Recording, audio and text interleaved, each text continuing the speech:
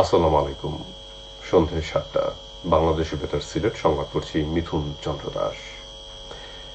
সিলেটে সপ্তাহখানেক ধরে চলা তাপপ্রবাহের পর শুরু হয়েছে স্বস্তির বৃষ্টি। গতকাল থেকে থেমে থেমে বৃষ্টি হচ্ছে। বিভাগ জুড়ে বৃষ্টিপাতের এই প্রবণতা আরও কয়েকদিন থাকতে পারে বলে জানিয়েছে আবহাওয়া অফিস। গতরাতে প্রায় ঘণ্টা খানেক মাঝারি বর্ষণ হলেও আজ সকাল থেকে গুঁড়ি বৃষ্টি হচ্ছে, যা বিকেল পর্যন্ত অব্যাহত ছিল। আবহাওয়া অধিদপ্তর জানিয়েছে, সিলেটের বিভাগে আগামী কয়েকদিন অস্থায়ীভাবে দমকা থেকে ঝোড়ো হওয়া সহ হালকা থেকে মাঝারি ধরনের বৃষ্টি হতে পারে। সে সঙ্গে কোথাও কোথাও মাঝারি ধরনের ভারী থেকে অতি ভারী বর্ষণ হতে পারে। এছাড়া দিন এবং রাতের তাপমাত্রা সামান্য কমতে পারে।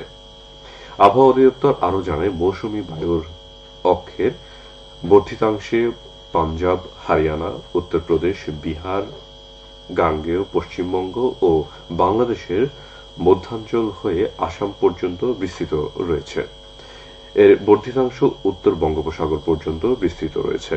মৌসুমী বায়ু বাংলাদেশের ওপর সক্রিয় এবং উত্তর বঙ্গোপসাগরে প্রবল অবস্থায় রয়েছে। জাতির পিতা শেখ মুজিবুর রহমান সহ 15ই আগস্টের সকল শহীদ এবং সাম্প্রতিক সহিংসতায় নিহতদের স্মরণে মিলাদ ও দোয়া মাহফিল অনুষ্ঠিত হয়েছে আজ সিলেটে। প্রবাসী কল্যাণ ও বৈদেশিক কর্মসংস্থান প্রতিমন্ত্রী শফিকুর রহমান চৌধুরীর উদ্যোগে বাদ জুম্মা নগরীর টিবি গেট মসজিদে এই দোয়া ও মিলাদ মাহফিল অনুষ্ঠিত হয়।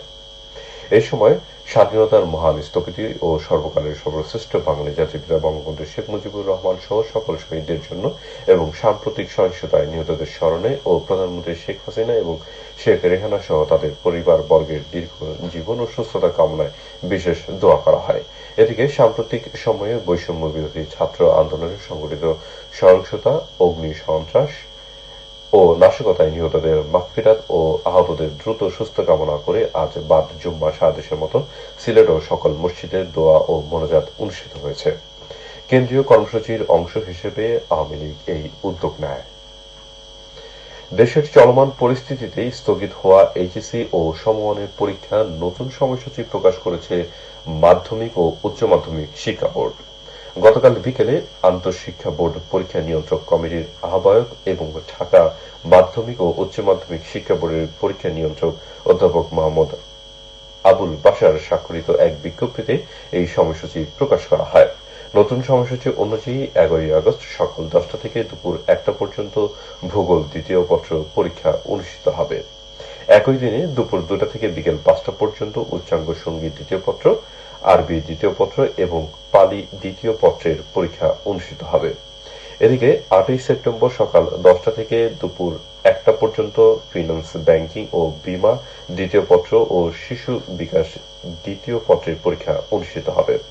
এছাড়া একই দিনে বিকেল দুপুর 2টা থেকে বিকেল 5টা পর্যন্ত সমাজ বিজ্ঞান দ্বিতীয় পত্র, সমাজকর্ম দ্বিতীয় পত্র এবং ক্রীড়া দ্বিতীয় পত্রের পরীক্ষার মাধ্যমে লিখিত পরীক্ষা শেষ হবে। 9 সেপ্টেম্বর ব্যবহারিক পরীক্ষা শুরু হয়ে 18ই সেপ্টেম্বরের মধ্যে ব্যবহারিক পরীক্ষা শেষ হবে। সিলেটের বিয়ানীবাজার পৌর এলাকার সুপাতালা রাস্তার আরসিসি ঢালাই কাজ শুরু হয়েছে। আজ এই কাজের উদ্বোধন করেন পৌর মেয়র ফারুকুল হক। এ সময় কাউন্সিলর সহ গণ্যমান্য ব্যক্তিবর্গ উপস্থিত ছিলেন। পৌরসভার নিজস্ব অর্থায়নে এতে ব্যয় হয়েছে প্রায় 35 লাখ টাকা। বড়লেখা উপজেলা পরিষদ থেকে রেল স্টেশন ভায়া দক্ষিণ বাজার পর্যন্ত 2.5 কিলোমিটার রাস্তার সংস্কার ও ড্রেন নির্মাণ কাজ শুরু হয়েছে। আজ এই কাজের উদ্বোধন করেন পৌর মেয়র আবু ইমাম মোহাম্মদ কামরান আহমদ। এ সময় পৌর কাউন্সিলর সহ গণ্যমান্য ব্যক্তিবর্গ উপস্থিত ছিলেন। এই কাজে ব্যয় হচ্ছে প্রায় 2.25 লাখ টাকা।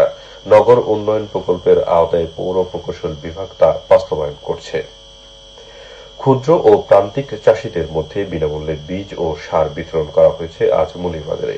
সকালে সদর উপজেলা পরিষদে এই কার্যক্রমের উদ্বোধন করেন সংসদ সদস্য জিল্লুর রহমান। এ সময় উপস্থিত ছিলেন উপজেলা চেয়ারম্যান মোহাম্মদ কামাল হোসেন। অনুষ্ঠানে 12টি ইউনিয়নের 2,500 কৃষকের প্রত্যেককে 5 কেজি করে উফশী জাতের ধানের বীজ এবং 10 কেজি করে মিউরেট অব পটাশ ও অ্যামোনিয়া ফসফেট প্রদান করা হয়। কৃষি সম্প্রসারণ অধিদপ্তর এই উদ্যোগ নেয়। খেলার খবর ফুটবল। সুনামগঞ্জের চাতক উপজেলার নসিমপুর মাঠে আগামী সোমবার থেকে শুরু হচ্ছে মিডবার ফুটবল টুর্নামেন্ট। এতে অংশ নিতে আগ্রহী দলকে আগামীকালের মধ্যে নির্ধারিত ফি জমা দিয়ে নাম তালিকাভুক্ত করতে বলা হয়েছে। সবশেষে আবহাওয়া। রাত 1টা পর্যন্ত পূর্বাভাসে বলা হয়েছে সিলেট সহ পার্শ্ববর্তী এলাকায় দক্ষিণ দক্ষিণ পূর্ব দিক থেকে অস্থায়ী খণ্ডে সর্বোচ্চ 60 কিলোমিটার বেগে দমকা থেকে ঝোড়ো হাওয়া বয়ে যেতে পারে। সেই সঙ্গে হতে পারে বৃষ্টি অথবা বজ্রসহ বৃষ্টিপাত। এসব এলাকার নদীবন্দর সমূহকে 1 নম্বর সতর্কতার সঙ্গে দেখে যেতে বলা হয়েছে। আজ সিলেটের সর্বোচ্চ তাপমাত্রা ছিল 26.8 ডিগ্রি এবং সর্বনিম্ন 25.4 ডিগ্রি সেলসিয়াস। বাতাসের আর্দ্রতা ছিল সকালে 95% এবং সন্ধ্যায় 96%। আগামীকাল সিলেটের সূর্যোদয় হবে ভোর 5:20 এবং সূর্য অস্ত যাবে সন্ধ্যে 6:37। সংবাদ শেষ হলো। আমাদের পরবর্তী স্থানীয় সংবাদ প্রচারিত হবে আগামীকাল সকাল 8:10।